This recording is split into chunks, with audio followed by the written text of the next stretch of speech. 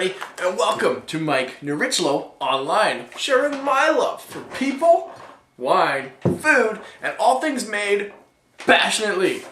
Alright, so today's episode, tasting a couple Chardonnays, two similar but very different Chardonnays from the same winery.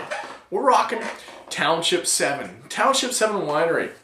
Local BC winery. Now they're local to two different areas. They're local to the Lower Mainland here, Langley area, Fraser Valley, and they're local to the Naramata Bench, Penticton area, Okanagan. Two neat wine growing areas. Naramata Bench, definitely a huge up-and-comer as a wine area in BC. Anyway, we're tasting their newer releases, their newly released 2009 Chardonnays. Gonna get right into it. So the first one we're doing, this is their unoaked Chardonnay. Tank fermented. Have a look at their label there. This is bound to be a little bit more of a fresh Chardonnay, less obviously no oak on it. See what it offers up. All right. Fairly typical Chardonnay color, kind of a nice deep golden yellow. All right. Let's see what we smell. You know, here. Quick little side note. For those of you who haven't heard in previous episodes, look above you. Above you, above me. In my tabs here, I've got a new wine rating system. I'm kind of tired of the numbers and giving numbers something so subjective. Blah, blah, blah. Anyway, I've come up with my own system, kind of stoked about it. I'm just using words. Words like epic, awesome, awkward, poor, bleh, interesting, weird, just different words like that to describe wine, kind of words that I use in my own vocabulary anyway. So let's see how this wine plays out in my wine rating system. All right, here we go. I'm also kind of tired of the word nose and palate. Let's see what I smell and let's see what I taste. So here's what I smell. I smell wine. It smells nice. Here we go. Wow, okay. Melon. I smell melon. It's probably pretty much the straight descriptor for this wine. It's like honeydew melon kind of meets starfruit, kind of that green yellow citrus aspect. Got a hint of spice or something in here too. Some sort of interesting spice. Just a hint of it. See where we're going from there. A bit of that pineapple too. Pineapple's a cop-out when you're reading Chardonnay. It's always there. It's kind of a signature thing of Chardonnay. But anyway, pineapple's in the back end of this one. This one's got a lot more of that melon up front. All right.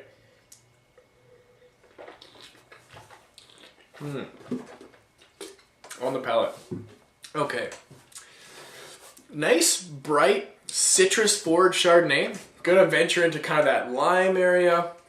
Lime meets melon, meets a little bit of pineapple, a little bit of green apple. Kind of those bright, citrusy flavors. Nice acidic kind of, well, it's a balanced finish on it.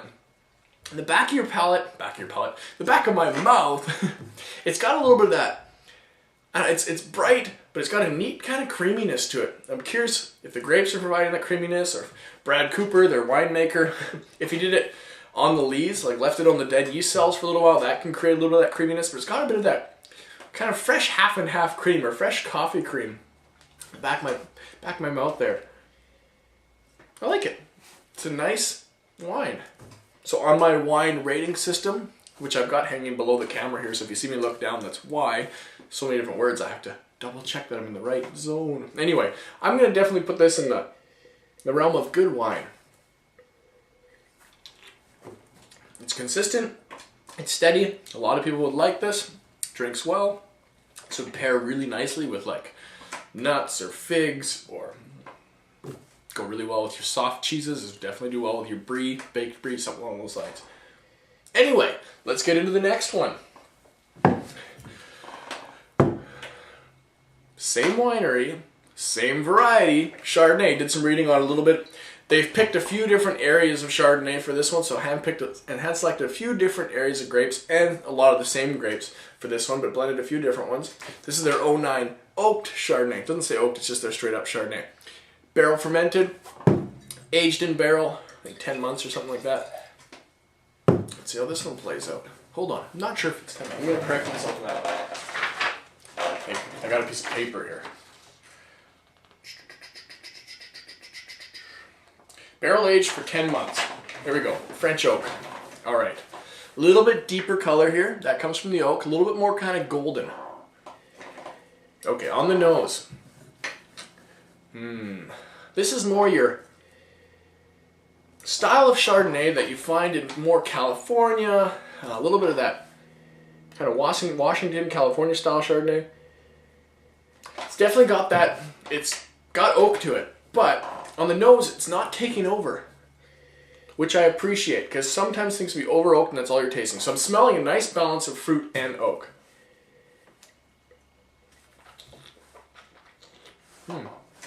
Yeah, so what I smell on this one,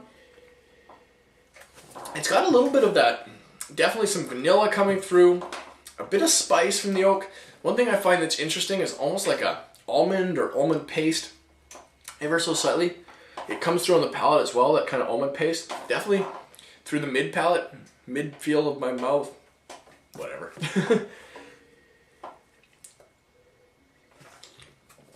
So the oak is there, but I like it. It's almost like, it's like the pie crust on all the fruit. It's the nice, it adds that extra flavor to it because there's piles of fruit in here too. Again, it's got that melon, also that citrus play coming through on this one. Less star fruit, I'm going to lean more on a bit of lemon on this one.